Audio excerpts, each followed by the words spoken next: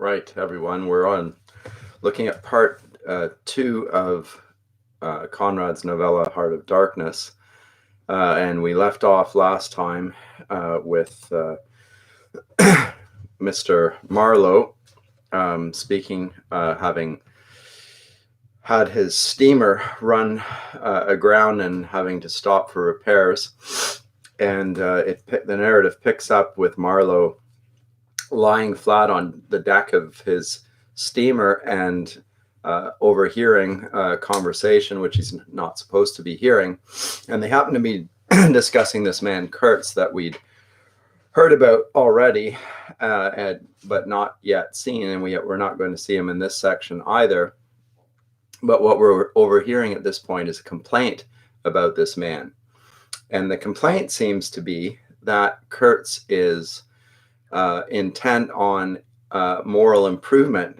The language here a bit further on is that the man is outraged. He said, "Each station should be like a beacon on the road towards better things, a center for trade, of course, but also for humanizing, improving, instructing." And he's outraged and disgraced disgusted at the very idea that there should be more at work here than the trade of the ivory, that for which the company was there, but that there should also be some sort of a moral imperative. This seems to be the most absurd and disgraceful thing of all that Mr. Kurtz represents here. But I'm going to backtrack a little bit and talk about something, their discussion about him in terms of the ivory as well. But the whole character here, remember, we're interestingly, I mentioned last time, throughout the entire novella, there's a sense of obscurity and fog and darkness that pervades the whole novel. And it's even in the telling of the tale, if you'll notice in the way it's printed on your page, that there's not a lot of paragraphing. There's very lengthy paragraphs, and even within that, there's a lot of breaks in the narrative and so forth. So there are lengthy dashes and three dots and hyphens. So there's a lack of structure in the language of the writing itself, which suggests a lack of order and uncertainty about how we're to understand it. So it's almost like an unfiltered relaying of the account. Now, that's not because Conrad is not capable of ordering his thoughts. It's because he's trying to convey a certain impression of disorientation upon the reader, which is part and parcel of what he's speaking about in terms of going down into the Congo, and also a reflection on the enterprises of the company as well. There's a moral obscurity about what they're doing, a darkness, and that's his grand theme here. But I'll pick up some of the narrative at the outset of that second section, and move a little bit down. No, I'll just read a lengthy snippet here, and then I'll comment again. So one evening, as I was lying flat on the deck of my steamboat, this is Marlowe, I heard voices approaching. Note that he hears voices approaching.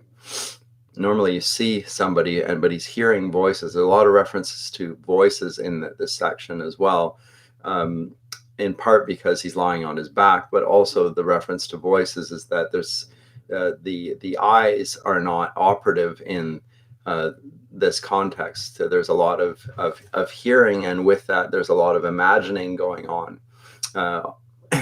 And so there's a sense that the Enlightenment, which has brought about the civilization of Western Europe at this point, or at least it's credited with that, is in some ways suspended or inoperative in the context of the jungle here. But here I pick it up. He hears voices approaching, and there were the nephew and the uncle strolling along the bank.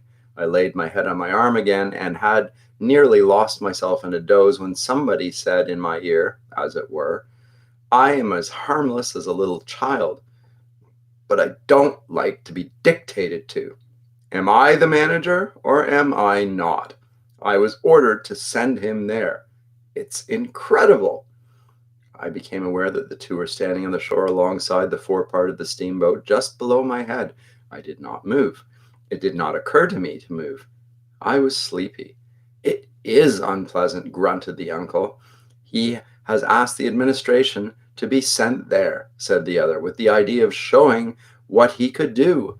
And I was instructed accordingly. Look at the influence that man must have. Is it not frightful?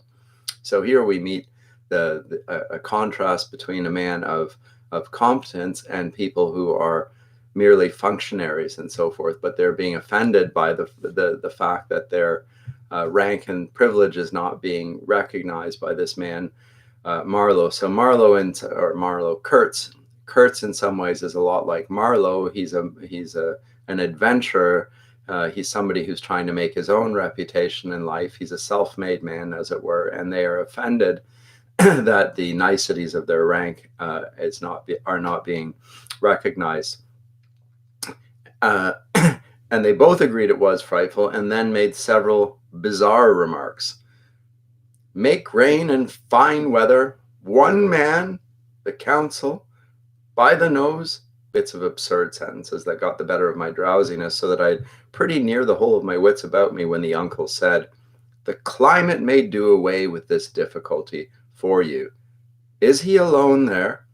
Yes, answered the manager. He sent his assistant down the river with a note to me in these terms. Clear this poor devil out of the country, and don't bother sending more of that sort. I'd rather be alone than have the kind of men you can dispose of with me. It was more than a year ago. Can you imagine such impudence? Anything since then? Asked the other hoarsely. Ivory, jerked the nephew. Lots of it. Prime sort. Lots. Most annoying from him. And with that? Questioned the heavy rumble. Invoice, was the reply, fired out, so to speak. Then silence. They'd been talking about Kurtz. I was broad awake by this time, but lying perfectly at ease, remained still, having no inducement to change my position. How did that ivory come all this way? Growled the elder man, who seemed very vexed. The other explained that it had come with a fleet of canoes in charge of an English half-caste clerk Kurtz had with him, and Kurtz had apparently intended to return himself, the station being by that time bare of goods and stores, but after coming 300 miles, had suddenly decided to go back, which he started to do alone in a small dugout with 4 paddlers, leaving the half-caste to continue down the river with the ivory. A half-caste, by the way, is a mixed race, half English, half, no idea, individual. And of course, Kurtz has sent him back. Now, why has he sent him back? Is it because he's half-caste? Is it a racial comment? Is it a comment on his competence? It's not clear from the text exactly. It could be one, could be other. It could be both, for that matter. But clearly, Kurtz regards others as beneath him in their competence, and so he is treating everybody with contempt and scorn. Because in the jungle, hierarchy and rank doesn't matter. What matters is a capacity to be effective. And that's what we're going to see increasingly is the case, that Kurtz is a man who is most efficient at what he does. And that's, in this case, to get ivory. So the two fellows seemed astounded at anybody attempting such a thing. They were at loss for an adequate motive. As for me, this is telling, I seemed to see Kurtz for the first time. It was a distinct glimpse. Now note, here he doesn't actually see him. He's imagining him in his mind's eye, but now he can finally see. He's not clapped eyes on him yet, but now he has a strong sense of who he is by what he has done. And we get the sense of an empathy between Marlowe, the sailor, the man of the sea, who is an adventurer, and also who is somebody who has to be highly adaptable to circumstances because of what he does, now recognizing a fellow traveler, as it were, in Mr. Kurtz. But he goes on, it was a distinct glimpse, the dugout, four paddling savages, and the lone white man turning his back suddenly on the headquarters, on relief, on thoughts of home, perhaps, setting his face towards the depths of the wilderness, towards his empty and desolate station. I did not know the motive. Perhaps he was just simply a fine fellow who stuck to his work for its own sake. His name, you understand, had not been pronounced once. He was that man. The half-caste, who was, as far as I could see, had conducted a difficult trip with great prudence and pluck, was invariably alluded to as that scoundrel. The scoundrel had reported that the man had been very ill, had recovered imperfectly. The two below me moved away then a few paces and strolled back and forth at some little distance. I heard, military post, doctor, 200 miles, quite alone now, unavoidable delays, 9 months, no news, strange rumors. They approached again, just as the manager was saying, no one, as far as I know, unless a species of wandering trader, a pestilential fellow snapping ivory from the natives. Who was it they were talking about now? I gathered in snatches that this was some man supposed to be in Kurtz's district and of whom the manager did not approve. We will not be free from unfair competition till one of these fellows is hanged for an example, he said. Certainly, grunted the other. Get him hanged. Why not? Anything can be done in this country. That's what I say. Nobody's here, you understand. Here can endanger your position. And why? You stand the climate. You outlast them all. The danger is in Europe. But there, before I left, I took care to... They moved off and whispered. Then their voices rose again. The extraordinary series of delays is not my fault. I did my possible. The fat man sighed. Very sad. And this pestiferous absurdity of his talk, continued the other. He bothered me enough when he was here. And now he's quoting what he'd heard. Each station should be like a beacon on the road towards better things, a center for trade, of course, but also for humanizing, improving, instructing. Conceive you, the ass. And he wants to be a manager. No, he got choked by excessive indignation. I lifted my head the least bit. I was surprised to see how near they were, right under me. I could have spat upon their hats. So this section is fascinating in revealing things about Kurtz that we have not yet seen with the clarity with which it's presented here for the first time, because Marlowe now has a very clear idea of who Kurtz is, at least in terms of his character. What we are not clear about is the intended tone in which Conrad writes this passage here. And the moral improvement intended. What exactly is meant by moral improvement? Does he intend on setting up, humanizing, improving, instructing? Is he going to set up little residential schools here for the Congolese to be instructed in the manners of the Europeans? Is that what is meant here? And why does the manager object to him? Exactly. Aside from his lack of respect for the company. So I think we have to read into it a little bit what's going on here. And I think there's a great deal of irony in the telling here. It seems to me, and I could be wrong, but I think this is the case here, that when he speaks of unfair competition, what he's talking about is people who simply get more ivory without any respect for the natives. So the Europeans that represent the company here, who are not very effective in getting the ivory, are not effective because they are acting in a civilized fashion, more or less. I don't want to overstate it, but they're not squeezing the natives as much as Mr. Kurtz will.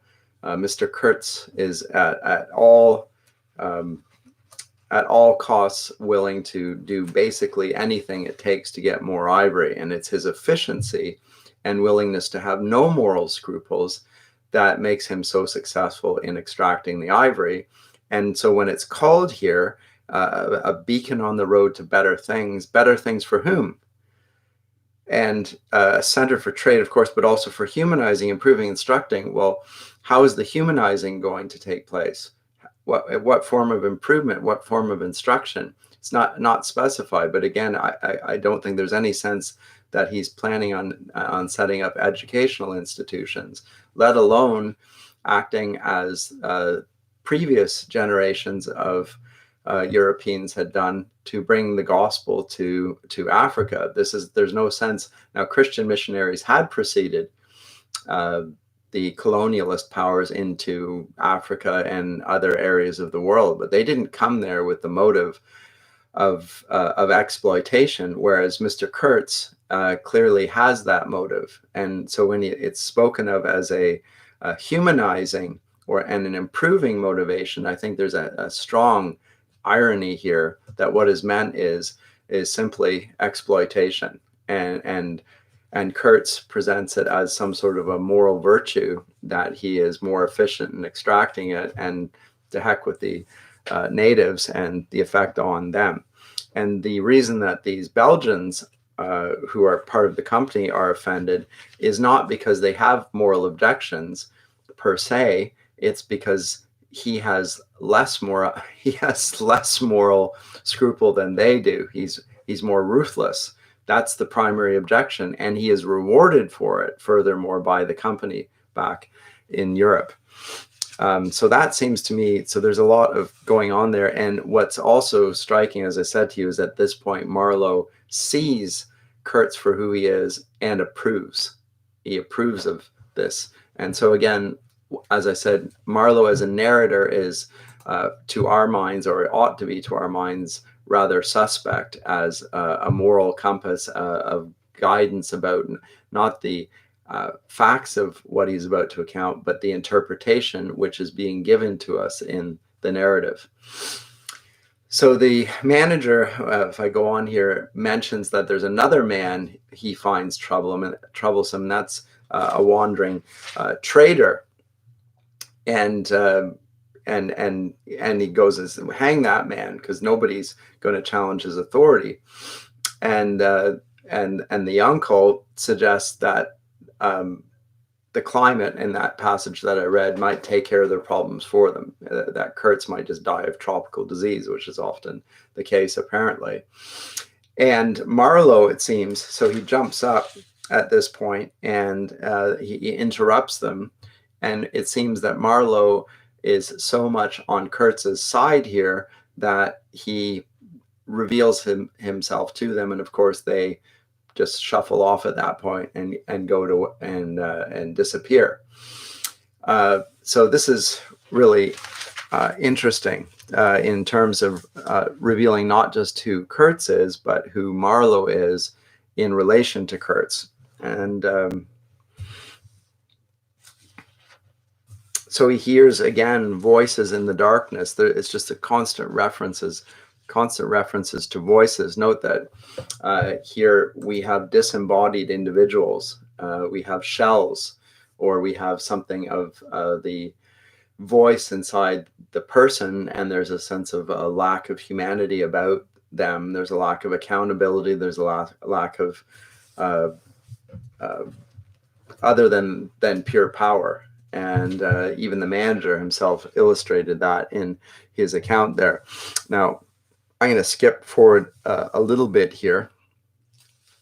And another section here, some 50 miles below the inner station, we came upon a hut of reeds, an inclined and melancholy pole with the unrecognizable tatters of what had been a flag of some sort flying from it, and a neatly stacked wood pile. This was unexpected. We came to the bank, and on the stack of firewood found a flat piece of board with some faded pencil writing on it. When deciphered, it said, wood for you. Hurry up. Approach cautiously. There was a signature, but it was illegible. Not Kurtz. A much longer word. Hurry up? Where? Up the river? Approach cautiously. We had not done so, but the warning could not have been meant for the place where it could be only found after approach. Something was wrong above. But what and how much? That was the question. We commented adversely upon the imbecility of that telegraphic style. That is, writing in short punctuated form, which, of course, Conrad himself has been writing in at a few points here. He's commenting on the absurdity of the style with which he himself is occasionally writing. The bush around said nothing and would not let us look very far either. A torn curtain of red twill hung in the doorway of the hut and flapped sadly in our faces. The dwelling was dismantled, but we could see a white man had lived there not very long ago. There remained a rude table, a plank on 2 posts. A heap of rubbish reposed in a dark corner, and by the door I picked up a book. It had lost its covers, and the pages had been thumbed into a state of extremely dirty softness. But the back had been lovingly stitched afresh with white cotton thread, which looked clean yet. It was an extraordinary find. Its title was An Inquiry into Some Points of Seamanship by a man Towson, some such name, master in His Majesty's Navy. The matter looked dreary reading enough, but with illustrative diagrams and repulsive tables of figures, and the copy was 60 years old. I handled this amazing antiquity with the greatest possible tenderness, lest it should dissolve in my hands. Within, Towson or Towser was inquiring earnestly into the breaking strain of ships' chains and tackle and other such matters. Not a very enthralling book. But at the first glance, you could see there a singleness of intention, an honest concern for the right way of going to work, which made these humble pages, thought out so many years ago, luminous with another than a professional light. So again, Marlowe admires the singleness of purpose, the indefatigable intent of it, which he will also admire in Mr. Kurtz when he finally comes to see him. And this is what he is drawn to. And so again, just the get it done mentality of the entrepreneur, and in this case, the explorer, as well as the trader. On he goes. Towards the evening of the second day, a page down, we judged ourselves about 8 miles from Kurtz's station. I wanted to push on, but the manager looked grave and told me the navigation up there was so dangerous that it would be advisable, the sun being very low already, to wait where we were till next morning. Moreover, he pointed out that if the warning to approach cautiously were followed, we must approach in daylight, not at dusk or in the dark. This was sensible enough. 8 miles meant nearly 3 hours steaming for us, and I could also see suspicious ripples at the upper end of the reach. Nevertheless, I was annoyed beyond expression at the delay, and most unreasonably too, since 1 night more could not matter much after so many months. So he's unreasonable himself, but he's so desperate to meet Mr. Kurtz at this point. Onwards we go, and another few pages down. Yes, two pilgrims were quarreling in hurried whispers as to which bank. Left.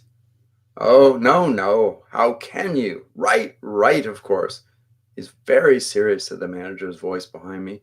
I would be desolated if anything should happen to Mr. Kurtz before we came up. I looked at him and had not the slightest doubt he was sincere. He was just the kind of man who would wish to preserve appearances. So he's sincere in his desire to preserve appearances. He was not sincere in his desire to actually meet Mr. Kurtz before anything happened to him. So again, note the irony, the sardonic comment here. He was, so I had not the sleep, so his sincerity. So sincerity is normally the opposite of hypocrisy, but of course in this context, it's the exact opposite. The sincerity is in putting on a false front. That's the European form of sincerity, is the hypocrisy. And so so again, note the comments, and then again judge the character of Marlowe accordingly. Is he also a hypocrite? Or is he just simply being ironic in his account of this? But it seems to me he is actually praising hypocrisy as if it were sincerity. So he was just the kind of man who would wish to preserve appearances. That was his restraint. But when he muttered something about going on at once, I did not even take the trouble to answer him. I knew, and he knew, that it was impossible. Were we to let go our hold of the bottom, we would be absolutely in the air, in space. We wouldn't be able to tell where we were going to, whether up or downstream or across, till we fetched again one bank or the other. And then we wouldn't know at first which it was. Of course, I made no move. I had no mind for a smash up. You couldn't imagine a more deadly place for a shipwreck. Whether drowned at once or not, we were sure to perish speedily in one kind or another. I authorize you to take all the risks, he said after a short silence. I refuse to take any, I said shortly, which was just the answer he expected, though its tone might have surprised him. Well, I must defer to your judgment. You are captain, he said with marked civility. I turned my shoulder to him in sign of my appreciation and looked into the fog. Again, note the references to visual impediment. How long would it last? It was the most hopeless lookout. The approach to this Kurtz grubbing for ivory in the wretched bush was beset by as many dangers as though he had been an enchanted princess sleeping in a fabulous castle. Will they attack, do you think? Asked the manager in a confidential tone. I did not think they would attack for several obvious reasons. The thick fog was one. If they left the bank in their canoes, they could get lost in it, as we would be if we attempted the move.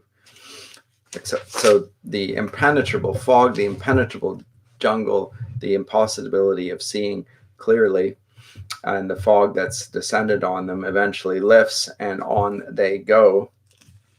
I want to move swiftly towards the third part here, which is where we finally get to meet Mr. Kurtz, but let's... So I'm going to move on a fair few pages here. And we'll pick up the narrative with getting much closer to this. They hear voices. Absurd, he cried.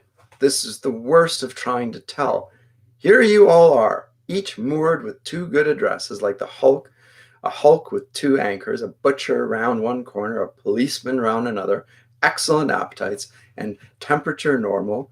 You hear normal from one end to year's end, and you say absurd, absurd, be exploded, absurd. My dear boys, what can you expect from a man out of such sheer nervousness had just flung overboard a pair of new shoes? Now I think of it, it's amazing I did not shed tears. I am, upon the whole, proud of my fortitude. I was cut to the quick at the idea of having lost the inestimable privilege of listening to the gifted Kurtz. So this was the reason why the response was as such. They had thought that they were not going to be able to see Kurtz. Of course, I was wrong. The privilege was waiting for me. Oh yes, I heard more than enough. And I was right too. A voice. He was very little more than a voice. And I heard him. The memory of him, this voice, other voices, all of them were so little more than voices. And the memory of that time itself lingers around me, impalpable, like a dying vibration of one immense jabber, silly, atrocious, sordid, savage, or simply mean without any kind of sense. Voices, voices, even the girl herself. Now, he was silent for a long time. I laid the ghost of his gifts at last with a lie, he began. Girl? What? Did I mention a girl? Oh, she is out of it completely. They, the women, I mean, are out of it.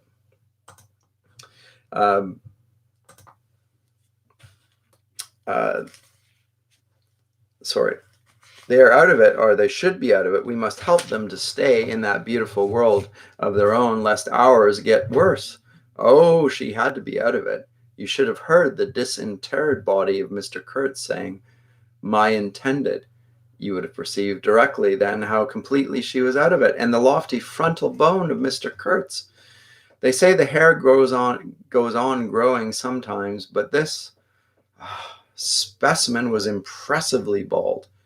The wilderness had caressed him, had patted him on the head, and behold, it was like a ball, an ivory ball. It had caressed him, and lo, he had withered. It had taken him, loved him, embraced him, got into his veins, consumed his flesh, and sealed his soul to its own by the inconceivable ceremonies of some devilish initiation. He was its spoiled and pampered favorite. The darkness into which they are traveling in order to confront Mr. Kurtz, and the fog eventually consumes Mr. Kurtz, and all that's left is this cue ball of a head, bald as can be. Reference back to the examination back in Belgium when, remember, the cranium was being measured for its appearances and so forth. So there's nothing left but the bones of the skull. The old mud shanty was bursting with it. You would think there was not a single tusk left either above or below the ground in the whole country. Mostly fossil, the manager had remarked disparagingly. It was no more fossil than I am, but they call it fossil when it is dug up. It appears these niggers do bury the tusk sometimes, but evidently they couldn't bury this parcel deep enough to save the gifted Mr. Kurtz from his fate. We filled the steamboat with it and had to pile a lot on the deck. Thus he could see and enjoy as long as he could see, because the appreciation of his favor had remained with him to the last. You should have heard him say, my ivory. Oh yes, I heard him. My intended, my ivory, my station, my river, my... Everything belonged to him. It made me hold my breath in expectation of hearing the wilderness burst into a prodigious peal of laughter that would shake the fixed stars in their places. Everything belonged to him. But that was a trifle. The thing was to know what he belonged to. How many powers of darkness claimed him for their own? So here is a fascinating turn here. There's the motive and the overarching historical period is that of colonization and of possession and of stealing, robbing, taking by force, averred to at the outset of the whole novella. And he has come there, and everything he says belongs to him. And he's this very sense of a strongly narcissistic individual with a powerful will who consumes everything. But the question here is, to what does he belong? And there's the moral ambiguity. When a man casts off all moral restraint, what is left of that man? And there's a sense that's conveyed here in this passage that, and it's going to be reinforced in the lines that follow, that he himself is being possessed by the darkness, perhaps, of his own heart. And that will intensify as we come to the third part in a second. But he says that was the reflection that made you creepy all over. It was impossible. It was not good for one either, trying to imagine. He had taken a high seat among the devils of the land. I mean, literally. You can't understand. How could you? Now, this is Marlowe recounting this tale back to his compatriots back on the river, right? Telling them they can't understand what it's like to be in that context where there are no moral restraints and where a man succeeds most by throwing off moral restraint the most vigorously, as Kurtz had done so. You can't understand, how could you, with solid pavement under your feet, surrounded by kind neighbors ready to cheer you or to fall on you, stepping delicately between the butcher and the policeman in the holy terror of scandal and gallows and lunatic asylums. How can you imagine that particular region of the first ages a man's untrammeled feet may take him into by way of solitude, utter solitude without a policeman, by the way of silence, utter silence, where no warning voice of a kind neighbor can be heard whispering of public opinion? These little things make all the great difference. When they are gone, you must fall back upon your own innate strength, your own capacity for faithfulness.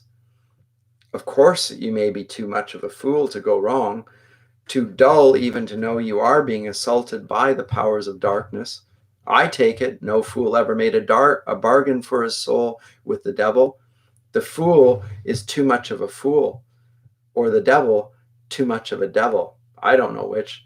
Or you may be such a thunderingly exalted creature as to be altogether deaf and blind to anything but heavenly sighs and sounds. Then the earth for you is only a standing place. And whether to be like this is your loss or your gain, I don't pretend to say.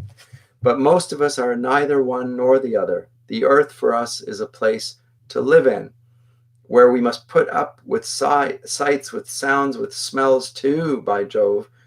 Breathe dead hippo, so to speak, and not be contaminated. And there, don't you see, your strength comes in, the faith in your ability for the digging of unostentatious holes to bury the stuff in, your power of devotion, not to yourself, but to an obscure, back-breaking business, and that's difficult enough.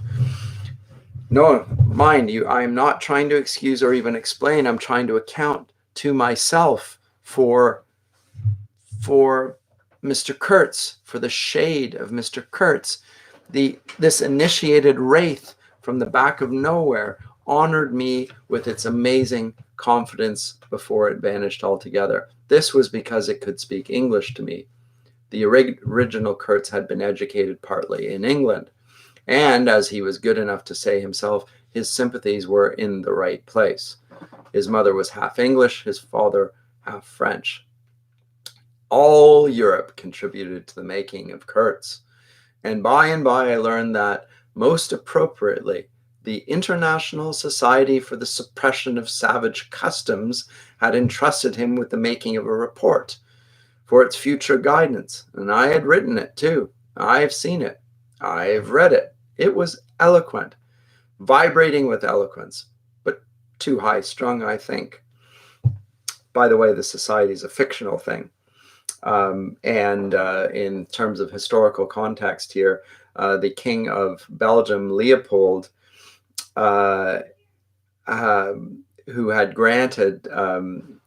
been granted power over the Congo trade by the anti-slavery conference in Brussels, did so in return for eliminating African slavers. So they gave him absolute authority to plunder so long as he did not enslave the inhabitants there. But this International Society for the Suppression of Savage Customs is not a real thing. It's part of the fictional account here. But note the depiction, and note again the context of the heart of darkness and its reference to European civilization and how Kurtz represents all of that. I'm going to skip down here, and I think I'm going to move to conclude the narrative with his arrival in part 2 here, with arrival at and conversation with the Russian trader. So I'll conclude the section 2 with the encounter with the Russian trader. and skip over it to some degree. And we read right at the end of section 2, I gave him the Russian trader Towson's book. He made as though he would kiss me, but restrain himself. The only book I had left, and I thought I had lost it, he said, looking at it ecstatically. So it's his book. So many accidents happen to a man going about alone, you know. Canoes get upset sometimes, and sometimes you've got to clear out so quick when the people get angry. He thumbed the pages. You made notes in Russian? I asked. He nodded. I thought they were written in cipher, I said. He laughed, then became serious. I had lots of trouble to keep these people off, he said. Did they want to kill you? I asked. Oh, no, he cried, and checked himself. Why did they attack us? I pursued. He hesitated, then said shamefacedly, they don't want him to go. Don't they? I said curiously. He nodded. A nod full of mystery and wisdom. I tell you, he cried, this man has enlarged my mind. He opened his arms wide, staring at me with his little blue eyes that were perfectly round. So this is the section with which I'll conclude the second part. Again, what we find is not only has Kurtz managed to ingratiate himself to the authorities back in Belgium because he is ruthless in his exploitation of the natives, he has also managed to get the natives to revere him as a god. And so the resistance which they've been encountering from the natives, being attacking them and so forth, is not because they're opposed to them or in any personal way, but simply because they don't want him to return back home. Section 3 opens up with this little tidbit of information having been revealed then, and Marlowe says to, or looks at the Russian and says, I looked at him and lost in astonishment.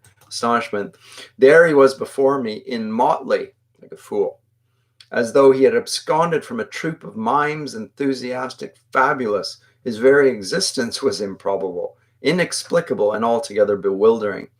It was an insoluble problem. It was inconceivable how he had existed, how he had succeeded in getting so far, how he had managed to remain, why he did not instantly disappear. I went a little farther, he said, then still a little farther, till I'd gone so far that I don't know how I'll ever get back. Never mind. Plenty time, I can manage. You take Kurtz away quick. Quick, I tell you. The glamour of youth enveloped his parti-colored rags, his destitution, his loneliness, the essential desolation of his futile wanderings. For months, for years, his life hadn't been worth a day's purchase. And there he was, gallantly, thoughtlessly alive, to all appearance indestructible solely by the virtue of his years and of his unreflecting audacity.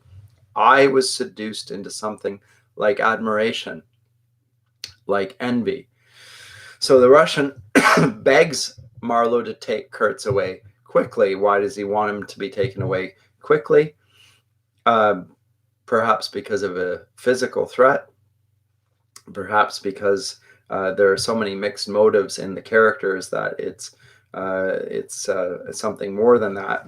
It's not entirely clear, but he wants him out. Perhaps he regards him as a threat. But at this point, I'm going to skip over a bit and give you a little bit of an overview of this. He recounts for Marlowe his initial meeting with Kurtz, and he tells him that Kurtz and the trader had spent a night in the forest together, and then Kurtz had given this discourse on a large framework of ideas and topics. And again, the Russian trader says that he has been greatly, his mind has been greatly advanced by these conversations. But his relationship with Kurtz is sort of an up and down one. He's obviously has some good relation to him because he's nursed him through multiple illnesses. but occasionally they don't see each other for lengthy periods, and Kurtz is raiding the countryside for ivory during that period, and at that point this trader doesn't see him. And at one point, even he recounts that they'd even got into a conflict such that he had threatened to shoot the Russian trader. But he insists that we must not judge Kurtz as we would judge another man, as if he were normal. Although he tried to get Kurtz to return, that was impossible because he was now very ill. So this happens. So lots of stuff going on here. And again, there's this a seeming reference to, now, to me, if we want to get some sort of a sense of description of Mr. Kurtz here, I think he would be something like Nietzsche's Übermensch. If you read Nietzsche, Friedrich Nietzsche, the German philosopher, in a book called Thus Spake Zarathustra, he speaks of a man he calls an Übermensch, who will throw off all restraint, all of the herd commitments and the civilized tendencies in order to lead society forward, in order to be truly himself. Now, an Übermensch is a word that really does not translate well into English. It's from mountain climbing, and the Übermensch is in mountain climbing. You'll get two men historically, at any rate, and I think to this very day, I'm not a mountain climber, but on a very steep precipice, they will hammer into the side of the mountain a sort of a what are these called, spike into the mountain, and then go upwards, and then they put the rope around the spike, and then the man below is able to pull up by means of the rope and the spikes. But the Übermensch is the man at the top, and he's not attached to any spikes. He is literally in the air on the basis of his own strength, and that is more or less a good portrait of what Marlowe is describing as Mr. Kurtz. He is this sort of extraordinary man who the Russian trader and Kurtz both think cannot be judged because he's extraordinary. He represents progress. The moral judgments of the civilization that's been left behind don't apply here. So this is their own account, their own sense of what's going on. The question for the reader is the reader supposed to share in their sentiments, or is the reader supposed to, much like Mr. Swift's reader is in A Moth's Proposal, supposed to look upon this and question the authority and the integrity of what they're being counseled? And I think it's the latter myself. I do think that there is, on Conrad's part, a critique of a certain mentality of lawlessness and of men who have no accountability to anyone. But as I say, it goes on at this point, and he is ill. And Marlowe, at this point, looks through his binoculars, and he sees something which he initially thinks are ornamental balls on the top of fence posts. What he discovers that these are not ornamental balls, they are heads on spikes. So Marlowe, or Kurtz rather, has decapitated individuals as a threat. And we're told that he is repelled by the sight, but on the other hand, he's not surprised, which is, again, a fascinating response.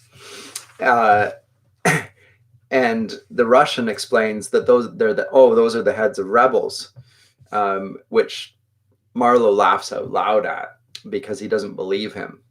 And I'm not sure that the Russian believes it either, but he feels need to give a civilized explanation for what is clearly an atrocity, having executed people and put their heads on posts. And the Russian also says that he's got no medicine to treat Kurtz, and is disgusted that Kurtz has been abandoned. And at that point, the pilgrims emerge from the station house house with Kurtz. So Mr. Kurtz, for the first time, we're going to meet on an improvised stretcher. And the natives rush out of the forest, crying out. But Kurtz speaks to the natives and they withdraw because, of course, they're going to try and stop them right there from taking him away. And the manager and the pilgrims lay Kurtz in one of the ship's cabins, and they give him the mail that they brought to him, which they brought from Central Station. And someone has written to Kurtz about Marlowe. And Kurtz tells him he's glad to see him.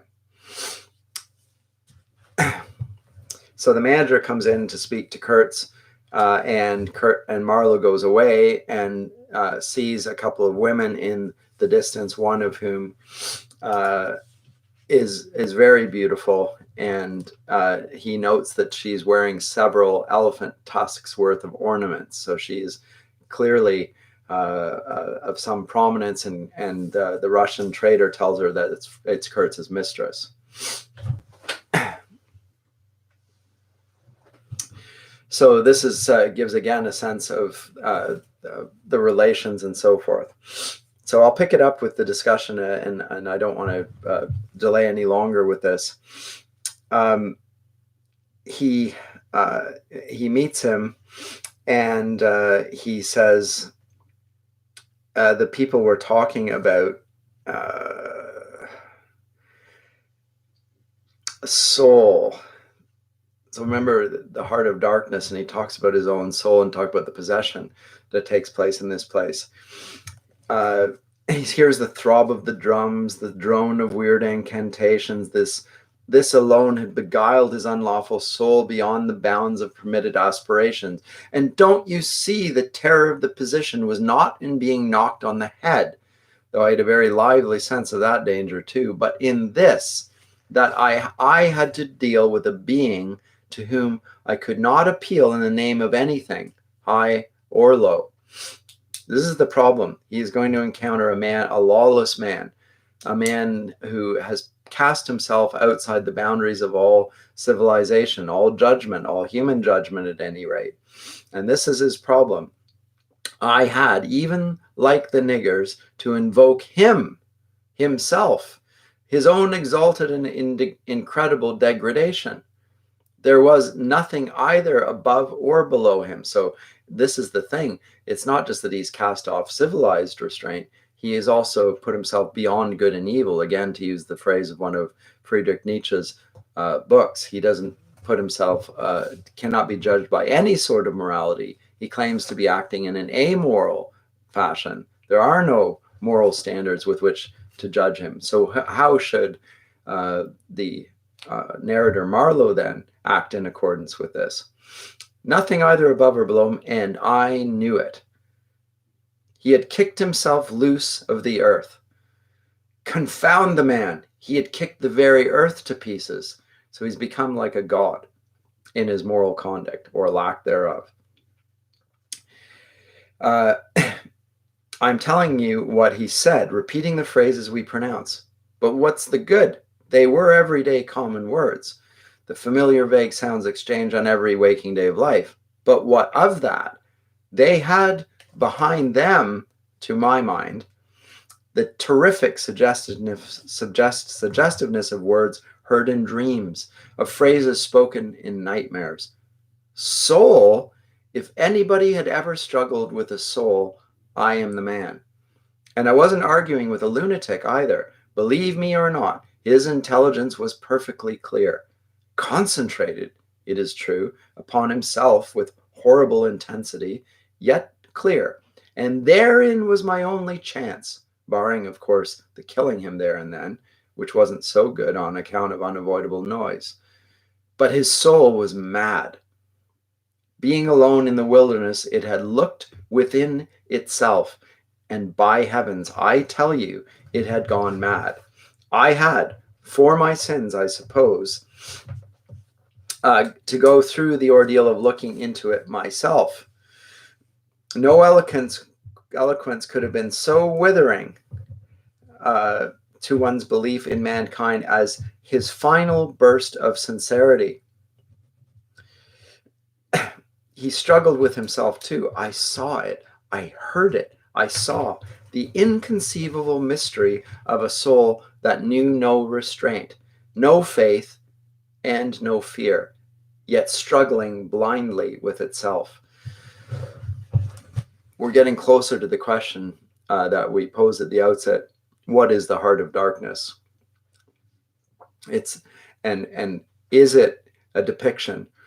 Is it a colonialist narrative, the novella as a whole? Is this really a narrative about a degradation, a degrading portrait of the Africans? Or is it really a European novel talking about the lack of moral restraint of the European powers for the sake of the material gain? Is it talking about the very same sort of thing that C.S. Lewis 50 years later will write about in The Abolition of Man? That the objective morality which had bound the human race throughout the history of humanity has now departed from Europe. It's no longer recognized as having any validity. And so we have inside of men, and particularly men like Mr. Kurtz, who've thrown off all moral restraint, to use the language of the passage here. We have a man who is effective in doing his job, but on the other hand has done so at the cost of his soul, not from a bargain with the devil, but rather with a bargain with himself. It's an extraordinary passage. He moves onwards, and I'll skip over this. And they carry Kurtz into the pilot house, as I said, and now he talks. Kurtz discoursed. It's a page down. A voice! A voice! It rang deep to the very last. It survived his strength to hide in the magnificent folds of eloquence the barren darkness of his heart. Oh, he struggled. He struggled. The wastes of his weary brain were haunted by shadowy images now, images of wealth and fame revolving obsequiously round his unextinguishable gift of noble and lofty expression. My intended, my station, my career, my ideas. These were the subjects for the occasional utterances of elevated sentiments. The elevated sentiments, he has no standard of elevation of high or low but himself. He's an utter narcissist. He is the European ideal of autonomy lived out on his own terms. The shade of the original Kurtz frequented the bedside of the hollow sham, whose fate it was to be buried presently in the mold of primeval earth. But both the diabolic love and the unearthly hate of the mysteries it had penetrated fought for the possession of that soul, satiated with primitive emotions, avid of lying fame, of sham distinction, of all the appearance of success and power. Sometimes it was contemptibly childish, he says. And then I'll skip on just to the end of the next paragraph. Close the shutter, said Kurtz suddenly one day. I can't bear to look at this. I did so. There was a silence. And then Kurtz says, oh, but I will wring your heart yet. He cried at the invisible wilderness. He cries it out at the wilderness externally, but whose heart is he seeking to wring out yet? There's no heart in the wilderness. I think it's his own heart. He's trying to master himself in the midst of this, precisely by acting as if no moral standards apply to him. I'll continue on. He was lying on his back with closed eyes, and I withdrew quietly, but I heard him mutter, live rightly, die, die. I listened. There was nothing more. Was he rehearsing some speech in his sleep, or was it a fragment of a phrase from some newspaper article? He'd been writing for the papers and meant to do so again. For the furthering of my ideas, it's a duty. His was an impenetrable darkness. This is Marlowe's description. I looked at him as you would peer down at a man who is lying at the bottom of a precipice where the sun never shines. But I had not much time to give him because I was helping the engine driver to take to pieces the leaky cylinders. to straighten a bent connecting rod, and in other such matters. I lived in an infernal mess of rust, filings, nuts, bolts, spanners, hammers, ratchet drills, things I abominate because I don't get on with them. I tended the little forgery. Fortunately, had aboard, I toiled wearily in a wretched scrap heap, unless I had the shakes too bad to stand. And then one evening, coming in with a candle, I was startled to hear him say a little tremulously, "I'm lying here in the dark, waiting for death." The light was within a foot of his eyes. You can't see the light, even though the candle is near his face. I forced myself to murmur, "Oh, nonsense," and stood over him as if transfixed. So when he says he's lying in the dark, is it because he can't see the candlelight, or is it because he's speaking metaphorically of the evil in which he has abandoned himself to? Anything approaching the change that came over his feature I have never seen before, and hope never to see again. Oh, I wasn't touched. I was fascinated. It was as though a veil had been rent, reference to the Christian, to the crucifixion, at the point at which Jesus dies, gives up his spirit, cries out, my God, why have you forsaken me?" and dies. And the veil of the temple is rent from top to bottom, we're told in the biblical account there, which Marlowe, or rather Conrad, is alluding to here. It was as though a veil had been rent. I saw on that ivory face the expression of somber pride, of ruthless power, of craven terror, of an intense and hopeless despair. Did he live his life again in every detail of desire, temptation, and surrender during that supreme moment of complete knowledge? He cried in a whisper at some image, at some vision. He cried out twice, a cry that was no more than a breath. The horror! The horror! I blew out the candle and left the cabin.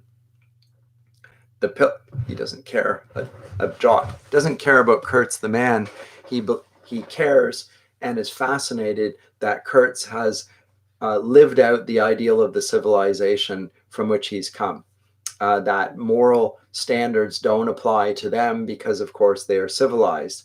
And Kurtz is the representation of everything about that at its utmost, because he is the most diligent and systematic and ruthless in administering it. And Marlowe is fascinated because it to some degree represents him. It certainly represents the civilization, but here's a man who's been willing to go further down the road of depravity than anyone else that he knows, precisely because he acknowledged no such thing as depravity.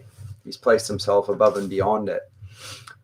But when he sees him expire, he blows the candle out and left the cabin. The pilgrims were dining in the mess room, and I took my place opposite the manager, who lifted his eyes to give me a questioning glance, which I successfully ignored. He leaned back, serene, with that peculiar smile of his sealing the unexpressed depths of his meanness.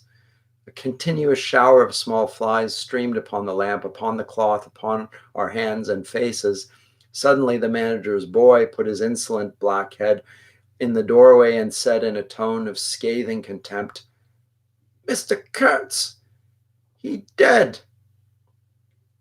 Why the contempt? Because they had revered him as a god. Didn't think that he could die. And now they see that he was only just a man, hence the contempt. All the pilgrims rushed out to see. I remained and went on with my dinner.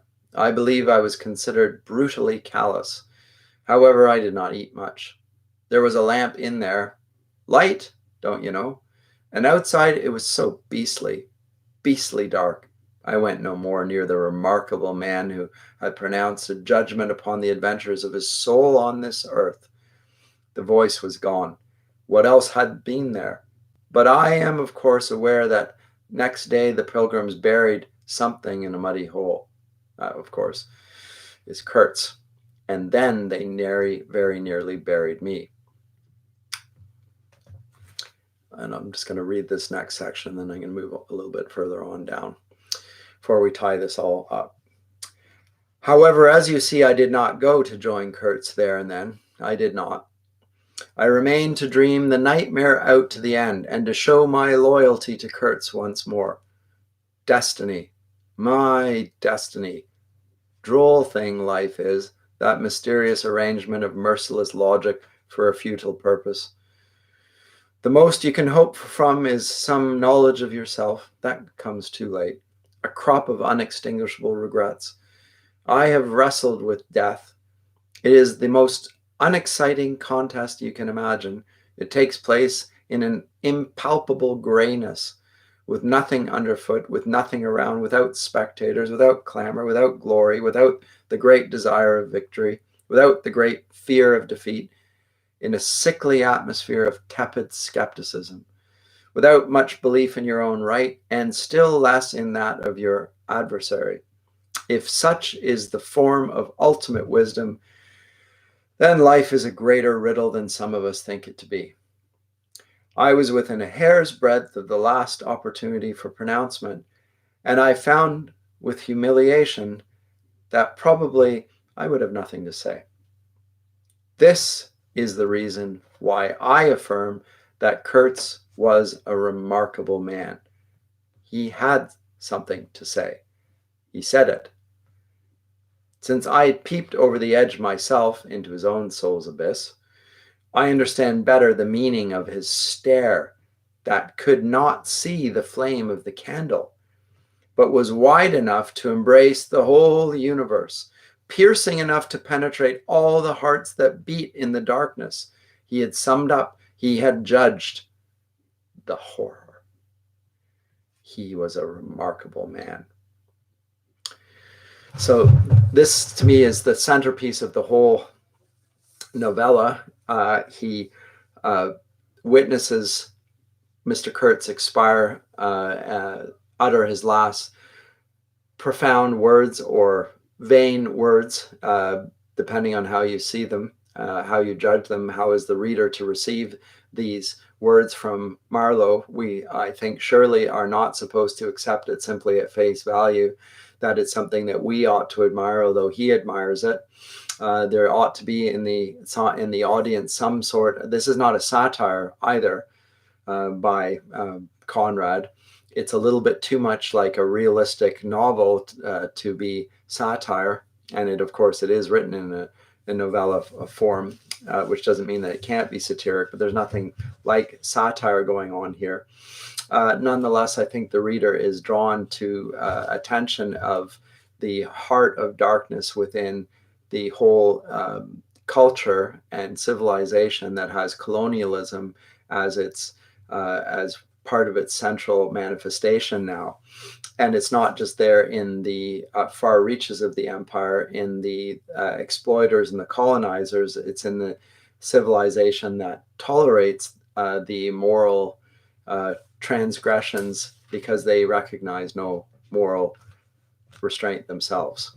And this man represented everything of it, and he had something to say about it, having looked into the dark abyss of his own soul, which we've just seen portrayed in the accounts I've read.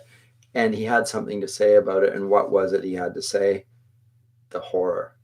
He pronounced it a horror.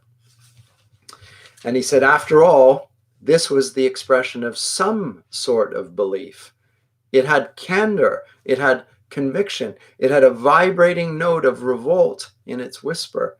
It had the appalling face of a glimpsed truth, the strange commingling of desire and hate. And it is not my own extremity I remember best, a vision of grayness without form filled with physical pain, and a careless contempt for the evanescence of all things, even of this pain itself. No, it is his extremity that I seem to have lived through. True, he had made that last stride. He had stepped over the edge, while I had been permitted to draw back my hesitating foot. And perhaps in this is the whole difference. Perhaps all the wisdom and all the truth and all sincerity are just compressed into that inappreciable moment of time in which we step over the threshold of the invisible. Perhaps. I like to think my summing up would not have been a word of careless contempt. Better his cry, much better. It was an affirmation, a moral victory paid for by innumerable defeats, by abominable terrors, by abominable satisfactions. But it was a victory. That is why I have remained loyal to Kurtz to the last. And even beyond, when a long time after I heard once more, not his own voice, but the echo of his magnificent eloquence thrown to me from a soul as translucently pure as a cliff of crystal. So, the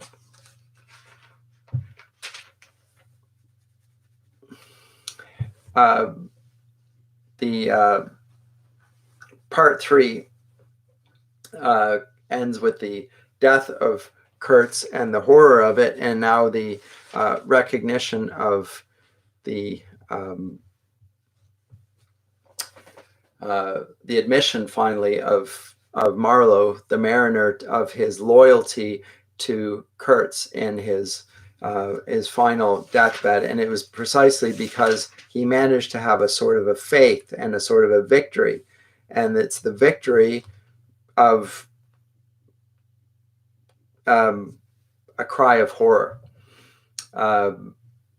That's his faith. That's the extent of it.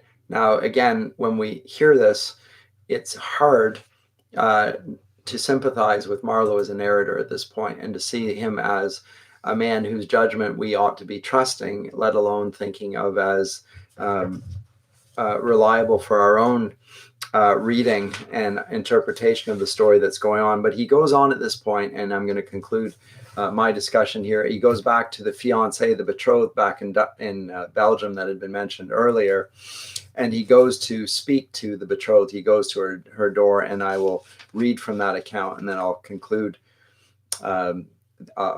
my discussion with Marlowe appearing back on in the Thames River. But he goes back to Belgium, and he says,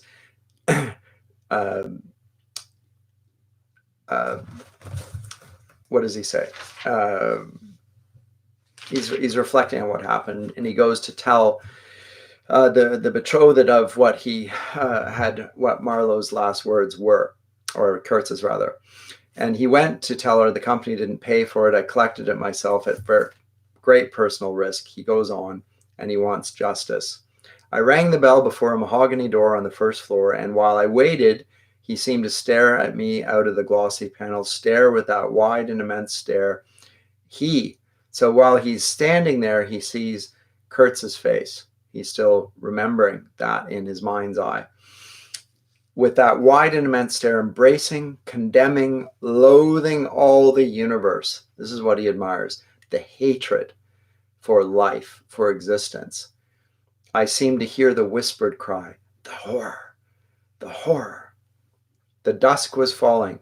I had to wait in a lofty drawing room with 3 long windows from floor to ceiling that were like 3 luminous and bedraped columns rather. The bent gilt legs and backs of the furniture shone in indistinct curves. The tall marble fireplace had a cold and monumental whiteness. Remember the whitewashed sepulchre with which Belgium or Brussels was described early on when he first encountered it. Likewise, here where the betrothed is, this is a place where hypocrisy reigns, where that's the expected conduct.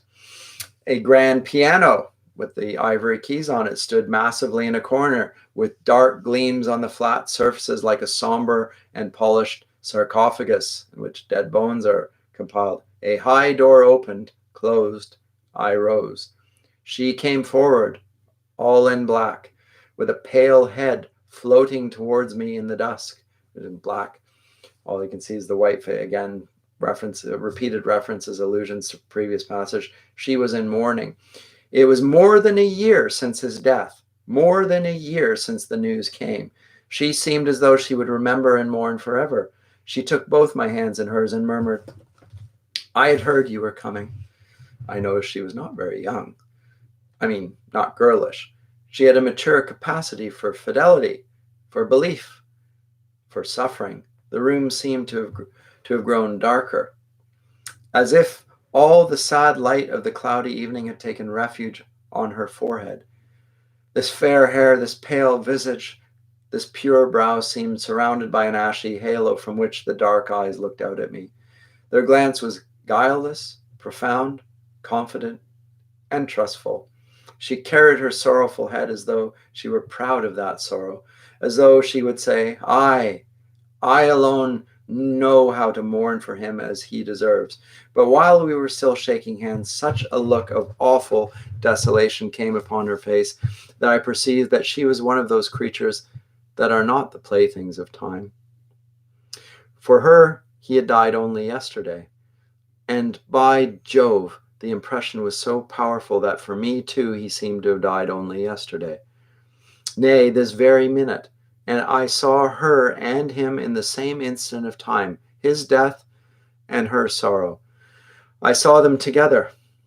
I heard them together. She had said with a deep catch of the breath, I have survived, while my strained ears seemed to hear distinctly, mingling with her tone of despairing regret and the summing up whisper of his eternal condemnation.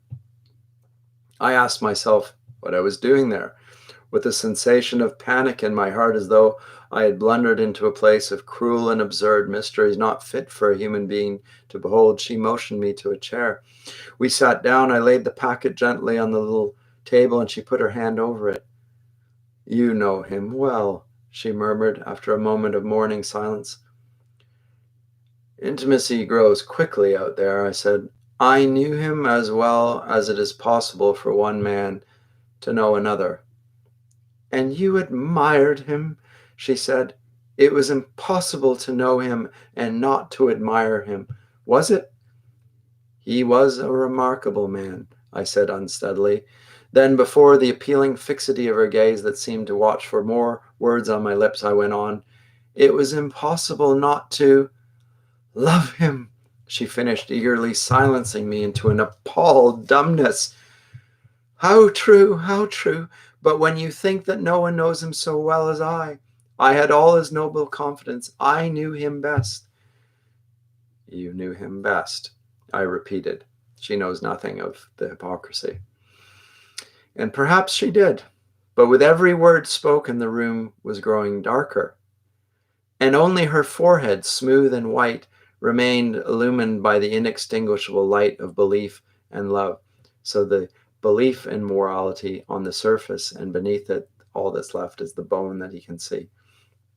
And the white of her forehead. You were his friend, she repeated a little louder. You must have been if he had given you this and sent you to me. I feel I can speak to you, and oh, I must speak. I must speak. I want you, you who have heard him his last words, to know I've been worthy of him. It is not pride. Yes, I am proud to know I understood him better than any man on earth. He told me so on himself, and since his mother died, I've had no one to I listen. And so then she wants to know, and she wants to know what his last words were. We know we will always remember him, I said hastily, and his words will remain, and his example, she whispered to herself. Men looked up to him. His goodness shone in every act. His example. True, I said. His example too. Yes, his example. I forgot that. But I cannot believe, not yet. I cannot believe that I shall never see him again, that nobody will see him again. Never, never, never. She put her arms as if after a retreating figure, stretching them back, and with clasped pale hands across the fading and narrow sheen of the window. Never see him. I saw him clearly enough then. I shall see this eloquent phantom as long as I live, and I shall see her too, a tragic and familiar shade, resembling in this gesture another one, tragic also and bedecked with powerless charms, stretching bare brown arms over the glitter of the infernal stream, the lady that, the mistress that he left back in the Congo, the stream of darkness. She was suddenly very low. He died as he lived. His end was in every way worthy of his life. I was not with him, she murmured. My anger subsided before a feeling of infinite pity. What were his last words? His last words, Marlowe lies. The last word he pronounced was, your name. I heard a light sigh and my heart stood still, stopped dead short by an exulting and terrible cry, by the cry of inconceivable triumph and of unspeakable pain. I knew it. I was sure. She knew. She was sure.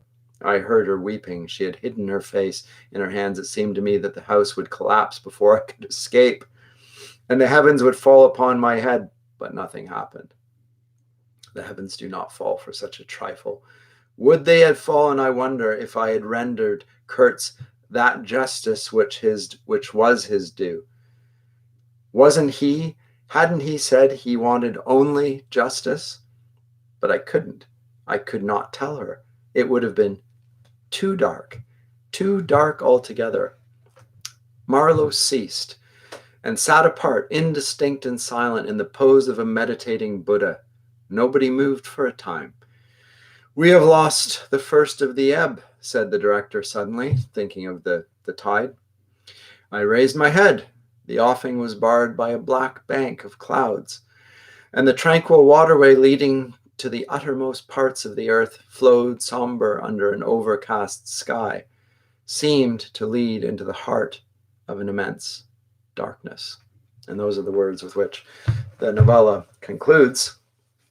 And we see that final scene, the encounter between the betrothed and Marlowe, who tells the great lie of Mr. Kurtz's fidelity to his betrothed to the end, and finds that he has thereby betrayed the very man that he said he was going to be faithful to her by telling her the truth. He had pity for her. Is his pity and compassion for the woman something that we ought to admire, or something which is a betrayal of the man who he left behind? Again, the darkness of the situation, the sky he thought would fall because of his lie, and yet nothing comes of such a trifle. Note that everything is presented in the entire novella: betrayals, lies, killing, murder, as of having any moral consequence whatsoever. And that is one of the grand themes of Joseph Conrad's Heart of Darkness, is the amoral mood and context over which late Victorian Britain, and for that matter enlightened Europe, is descending a bare 15 years before they all fall into great darkness in the First World War. But I'll conclude with that and see you next class.